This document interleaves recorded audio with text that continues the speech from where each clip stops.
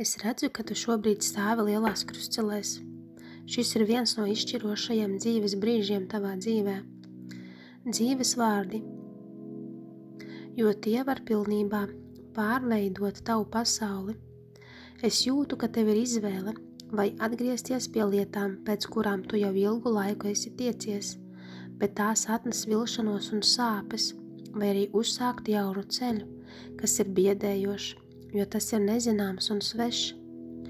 Es domāju par Jāņa 12. nodaļu, kur Jēzus teica, ka graudam ir jānokrīt zemē un jāmirst, lai nestu augļus.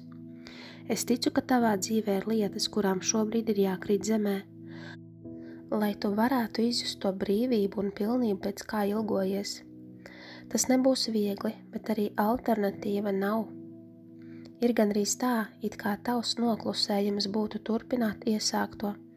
Tas kungs ir izmantojis nesenos notikumus, lai tevi novestu līdz sava vecā darīšanas veida beigām, lai tu būtu gatavs padoties viņa darīšanas veidam.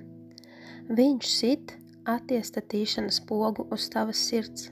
Viņš grib tevi atgriezt pie vienkāršām lietām – prieka, kopības, radošuma, lūkšanas, bībeles, klusuma, garām pastaigām, dabas.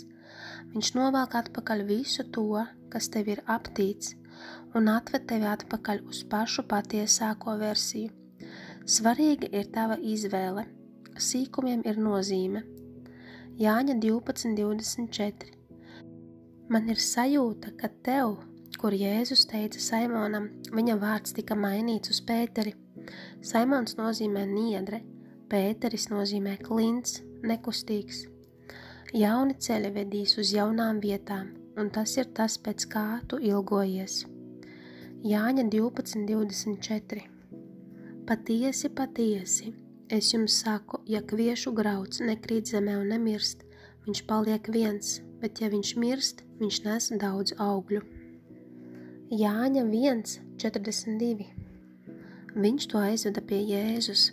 Jēzus viņu uzlūkojis sacīja, tu esi Sīmanis, Jāņa dēls, tevi sauks Kēfa, tulkojumā Pēteris, klints.